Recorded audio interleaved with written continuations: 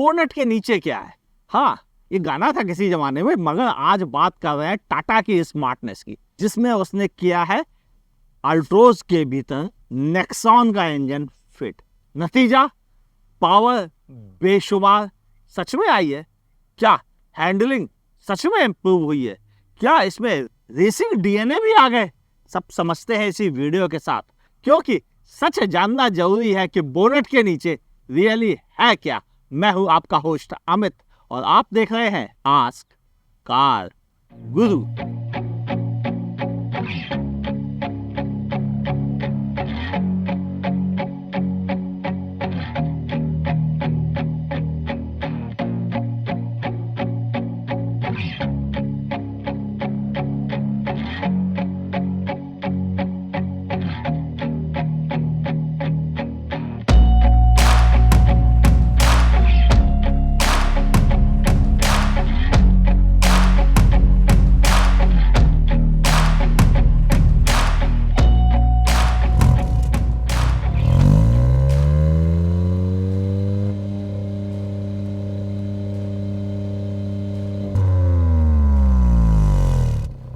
Good looking क्यों है? क्योंकि यहाँ पर मिलते हैं आपको हेडलैम्प यूनिट और ठीक नीचे फॉग लैम्प है, और ये डीआरएल तो कुछ ज़्यादा ही ब्राइट है। आओ आपको बाकी गाड़ी भी दिखाता हूँ। जैसे कि यहाँ पर ग्रिल है, लेकिन वो थोड़ा नीचे की तरफ झुकी हुई है। नतीजा, गाड़ी काफ़ी एरोडायनामिक हो जाती है। और यहीं पर आपको कैमरा मिलता है। हाँ, अब यह 360 कैमरे के साथ में है। इधर ग्रिल भी मौजूद है और छोटा सा स्कूप बना हुआ है ताकि पानी उछल के ऊपर ना आए। डुअल टोन होने की वजह से मुझे तो बहुत गुड लुकिंग लग रही है फ्रंट से, और शायद यही रीजन है कि मैं कहता हूँ कि ये रियली बेस्ट लुकिंग हैचबैक है इंडियन मार्केट में। साइड प्रोफाइल पे सबसे पहले आपकी निगाह पड़ेगी इस 16 इंच के अलॉय व्हील्स पर। 185/60 प्रोफाइल्स के टायर दे रखे गए। 165 mm की ग्राउंड क्लियरेंस है। रेसिंग के लिए जितनी कम होगी उतनी बेहतर, यानी पावर का मजा तभी तो मिलेगा। जब ग्राउंड क्लियरेंस ज़्यादा हो जाएगी तो फिर क्या फ़ायदा। यहाँ पर आपको इंडिकेटर मिलते हैं। ORVM में ही आपको कैमरा भी मिल जाता है और इसका डिज़ाइन रियली काफ़ी गुड लुकिंग है। आइए आपको दिखाता हूँ पीछे से कैसी लगती है। अल्ट्रोज की बड़ी खासियत 90 डिग्री खुलने वाले दरवाजे। मगर गुड लुकिंग की बात आए तो यहाँ पर आपको काफ़ी स्लीक टेल लैंप मिलते हैं। स्पॉइलर, शार्क फिन एंटीना भी मौजूद है और यहाँ पर वाइपर भी मौजूद है। पीछे रिवर्स कैमरा, एक्चुअल में अराउंड व्यू कैमरे हैं तो चारों तरफ आपको कैमरा मिल जाता है। इधर अल्ट्रोज की बैजिंग भी मिल जाती है। बूट स्पेस 345 लीटर का बूट स्पेस। 3 सूटकेस रख सकते हैं, स्मॉल साइज के, 2 मीडियम साइज के, और 1-2 छोटे बैग भी आ जाएंगे, यानी फैमिली आउटिंग के लिए अच्छी जगह है। और बूट लिप है इसका लगभग 9 इंच का। वही एक ऐसी चीज़ है जो थोड़ा भारी सामान उठाने में कसरत करवाती है। पार्सल सेल्फ मौजूद है, वेल कवर्ड है, बंद करने के लिए भी जगह दे रखी गई है। यानी अल्ट्रोज एक प्रैक्टिकल हैचबैक बिल्कुल कहलाएगी। टाटा अल्ट्रोज रेसर। देखो, रेसर नाम लगते ही थोड़ा तो उन्माद, थोड़ी शैतानी, थोड़ा जोश सब आता है। तो क्या एक्चुअल में इसको चलाते समय भी आता है? पहले विजिबिलिटी, इधर से तो बोनट नहीं दिखता है। इस ए पिलर से साइड की प्रोफाइल भी काफ़ी ज़्यादा छप जाती है। नतीजा, थोड़ा सा ध्यान दे के गाड़ी चलाना पड़ता है। और IRVM भी थोड़ा सा फिल्जी है, मतलब हिला करता है, जबकि ORVM बहुत सॉलिड है, कोई कंप्लेन नहीं। हाँ, 360 कैमरे से आपको काफ़ी मदद मिल जाती है। यानी मैं ये कह सकता हूँ कि इस गाड़ी को चलाने में थोड़ा तो ध्यान रखना पड़ेगा विजिबिलिटी को लेकर, खास तौर से इस तरफ। ग्राउंड क्लियरेंस 165 mm है, लेकिन देखिए बड़ा स्पीड ब्रेकर, फिर भी कोई बड़ी कंप्लेन नहीं होती है। और ओवरऑल मैं ये कह सकता हूँ कि कम से कम ग्राउंड क्लियरेंस को लेकर तो शिकायत नहीं होनी चाहिए। और विजुअलिटी के लिए तो 7 out of 10। विजिबिलिटी को। बाकी चीज़ों की बात की जाए तो एर्गोनॉमिक वाइज आपको सब कुछ कंट्रोल में मिलता है, चाहे वह म्यूजिक सिस्टम हो, चाहे वह एसी के कंट्रोल्स हो। बाय द वे यहाँ क्लाइमेट कंट्रोल मिलता है। ठीक नीचे वायरलेस चार्जर भी मौजूद है और टाइप ए यूएसबी पोर्ट मिलता है एक आपको, और एक टाइप सी 3 एम्पियर का 12 वोल्ट सॉकेट के साथ में। 6 स्पीड गियर बॉक्स दे रखा गया है, वह भी मैनुअल, जिसमें रिवर्स लगाने के लिए आगे एक बटन दबाना। पीछे कोई स्पोर्ट वगैरह के मोड नहीं चेंज करने का ऑप्शन दे रखा गया है, क्योंकि इसमें पैदाइशी स्पोर्ट मोड लगा हुआ है और उसे आप बदल नहीं सकते। हाँ, नीचे यहाँ पर थोड़ी सी सामान रखने की जगह और आर्मरेस्ट है, से स्लाइड भी किया जा सकता है। स्टीयरिंग अच्छा है, पकड़ने में अच्छी ग्रिप देता है। हॉर्न बजाते समय आपको बस इधर से हॉर्न बजाना पड़ता है। इसी तरफ आपको क्रूज कंट्रोल के ऑप्शंस और जबकि इस तरफ आपको वॉल्यूम कंट्रोल के ऑप्शन मिल जाते हैं। पीछे डिजिटल इंस्ट्रूमेंट क्लस्टर है, जिसमें स्पीडोमीटर वगैरह भी मिल जाता है और टेकोमीटर इस साइड दे रखा गया है। ज़रूरत की सभी इंफॉर्मेशन आपको इसमें मिल जाती है।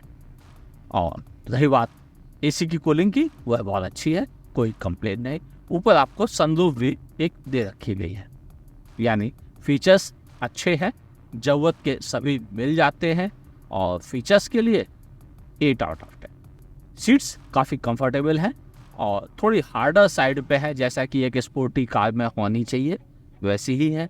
हालांकि वह वेंटिलेटेड सीट्स के बटन दे रखे गए हैं और वह भी अच्छा काम करते हैं। अब आपसे बात करूं मैं इसके राइड क्वालिटी की, तो राइड क्वालिटी ठीक है, मैं इसे दूंगा 8 आउट ऑफ 10। हैंडलिंग बहुत चेंज करने की कोशिश की है कंपनी ने, स्टीयरिंग फीडबैक भी उन्होंने चेंज किया है और क्लच को भी हाइड्रोलिक बनाया है। नतीजा ये है कि आपको थोड़ा स्पोर्टी फील आएगा ड्राइव करते समय, और हैंडलिंग भी इम्प्रूव्ड हुई है नॉर्मल अल्ट्रोज के मुकाबले। और अगर आप बात करें अल्ट्रोज सीएनजी की, तो उससे तो बहुत बहुत ज़्यादा बेहतर, यानी यह चलाने में रियली काफ़ी शानदार है। अब आपसे बात करता हूँ इसके दिल की, जो कि इस बोनेट के नीचे छुपाया गया है।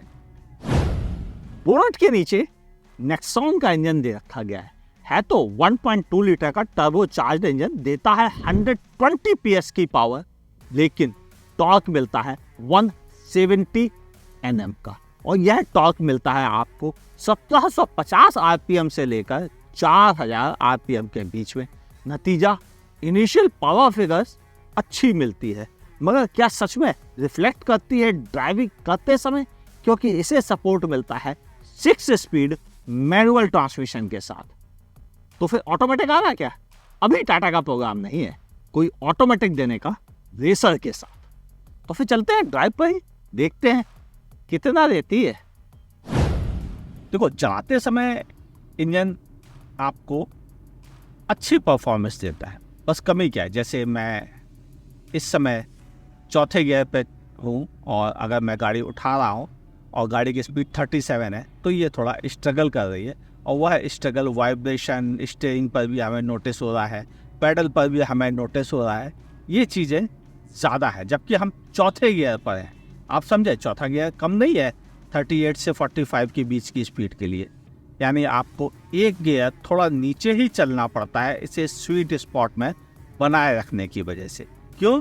क्योंकि इसका असली टॉर्क जो आता है वह 1750 RPM पे आता है, जो थोड़ा सा ज़्यादा है, यानी आपको पंजा ज़्यादा दबा के ही ज़्यादा पावर मिलती है, कम दबाने से बात नहीं बनती है। तो फिर क्या यह रेसिंग के लिए अच्छा है? मेरा मानना है बहुत अच्छा नहीं कहूँगा, लेकिन बड़ी कंप्लेंट्स भी नहीं है, क्योंकि आपको टॉर्क वैसे ही काफ़ी मिल जाता है। अब बात कर लूँ आपसे कि क्या एक ही गियर में ज़्यादा समय चला सकते हैं? देखिए, यह रेसिंग की तरफ डिज़ाइन है, यानी आपको बार बार गियर बदलने ही पड़ेंगे। अब मैं इस समय 55 की स्पीड पर हूँ, जो कि 4th गियर के लिए बिल्कुल सही स्पीड है, और अगर आपको गियर बदल देंगे आप, तो आपको रियली मज़ा आएगा। सिर्फ अब 4th गियर पर मैं 60 के ऊपर हूँ। अब मैं अगर स्पीड बढ़ाऊँगा तो मुझे रियली इसमें मज़ा आएगा, क्योंकि अब ये तेज़ी से चलने के लिए तैयार हो गया है, क्योंकि ये चौथे गियर में है और मैं इस समय 90 पार कर चुका हूँ और ये रियली मज़ा आ रहा है चौथे गियर में। क्यों? क्योंकि अब इसमें एक्चुअल में पावर मिल रही है, क्योंकि गाड़ी चल रही है इस समय लगभग 3500 RPM पे और मैं अब इसे चौथे गियर में ही 100 की स्पीड पर पहुंच गया। तो एक्चुअल में इससे पावर का मज़ा लेने के लिए आपको एक गियर नीचे चलना पड़ता है, तभी मज़ा आता है। लेकिन क्या इससे एवरेज का नुकसान होता है? हाँ, ये भी बात काफ़ी सच है कि एवरेज का नुकसान तो होता ही है जब आप एक लोअर गियर में चलते हैं, और ये मैंने नोटिस किया है कि एवरेज का काफ़ी ज़्यादा नुकसान हो जाता है। देखिए, फ्यूल एफिशिएंसी की बात आए तो गाड़ी चलाने में कैसी है ये बात समझना भी ज़रूरी है। जब यह गाड़ी थर्ड गियर में 125 की स्पीड पहुंच जाए तो नेचुरली कि वह सिर्फ और सिर्फ चलाने के हिसाब से ही डिज़ाइन की गई है, वह एवरेज के लिए डिज़ाइन ही नहीं की गई है। ये वो सच बात है जो कबूल करना पड़ेगा। और एवरेज की बात आए तो जान भी लीजिए, सिटी में यह आपको 8 से लेकर 12 का एवरेज देगी। लेकिन मैं इस समय चला रहा हूँ एक बेहतरीन खूबसूरत शहर कोयम्बटूर में। कभी मन करे तो घूमने आइएगा, बहुत अच्छी जगह मानी जाती है और इस एरिया में कोयम्बटूर, ऊटी सब आसपास ही है मौजूद और काफ़ी खूबसूरत जगह है, जरूर आइएगा। यहाँ पर ट्रैफिक काफ़ी है और उस ट्रैफिक को देखते हुए यह आपको 8 to 12 की ही फ्यूल एफिशिएंसी सिटी में देगा। और हाईवे की बात आए तो जैसे हाईवे पर मैं इस समय चल रहा हूँ और वहाँ पर यह मुझे 15, 16 की फ्यूल एफिशिएंसी दे रहा है। रीज़न एक ये भी है कि मैं उसे ज़्यादा बेहतर चलाने की कोशिश नहीं कर रहा, क्योंकि यह एक रेसर एडिशन है, तो रेसर पॉइंट ऑफ व्यू से ही इसे ड्राइव कर रहा हूँ और यही रीज़न है कि यह उतना एवरेज नहीं दे रहा है। लेकिन अगर आप इससे एवरेज ही निकालना चाहें तो क्रूज़ कंट्रोल पे 80 फिक्स कर दीजिए और छठा गियर लगा दीजिए। मैं एश्योर हूँ कि यह आपको 18 से लेकर 20 की फ्यूल एफिशिएंसी दे देगा। हाँ, इससे ज़्यादा की आप उम्मीद ना रखें। इसके साथ सेफ्टी की बात कर लें। अल्ट्रोज इंडिया की पहली हैचबैक थी, इकलौती भी जिसे 5 स्टार क्रैश टेस्ट रेटिंग मिली थी पुराने नॉर्म्स पे। लेकिन अब तो 6 एयरबैग भी है इस वेरिएंट के साथ, तो सेफ्टी को लेके डाउट करना रियली नादानी है।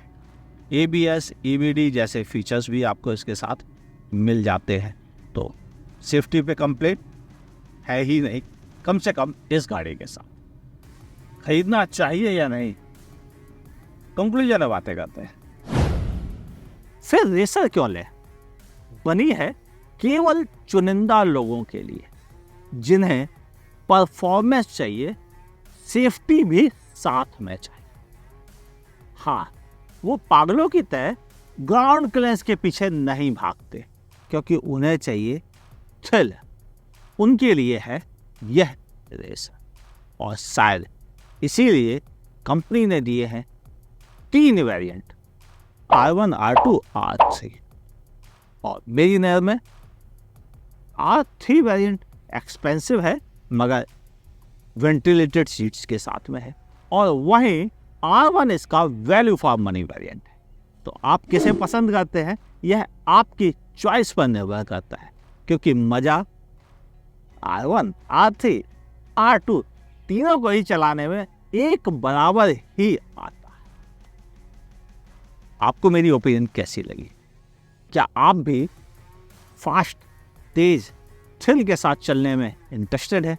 तो शायद रेसर आपके लिए। YouTube पे देखा है तो मेरे चैनल को सब्सक्राइब कीजिए, बगल में दी हुई नोटिफिकेशन ऑन कीजिए। Facebook पे देखा है, लाइक और फॉलो कीजिए और वीडियो दोस्तों के साथ शेयर कीजिए, क्योंकि इंडिया में बेहतरीन रेसिंग DNA वाली गाड़ियाँ नाक के बराबर ही आती हैं। देखते रहिए आस्क कार गुरु।